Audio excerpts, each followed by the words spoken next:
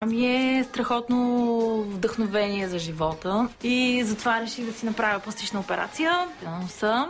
Искам да изглеждам и да се държа като нея. Аз съм много разкрепостена личност. Обичам да мастурбирам, да. Но обикновено около мен има поне 3-4 мъже. Аз в същото време съм и много грижовна майка. Много обичам моралната любов. Можеш да направиш едно торнадо с език? Ти си голям мръсник. Просто няма да отговарям на такива въпроси. С торнадо с език, знаеш какво се получава? Какво се получава? Вагинално цунами. Ти с колко жени си правил секс? Едновременно? Да. Само с 2. Само с 2? Само с 2. Искам да предизвиквам хората, съм много скандална. Аз съм ненаситна, по принцип. Абсолютно ненаситна. Абсолютно ненаситна.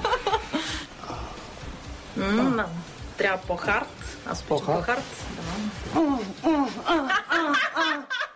Искам да изглеждам като нея.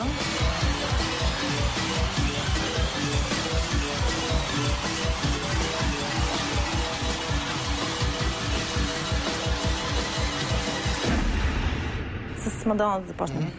Don't stop me now, no need to catch my breath. I can go on and on and on.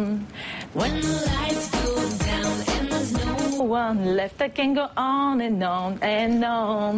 Give it to me. No one's gonna show you how. Give it to me. No one's gonna show me. Окей.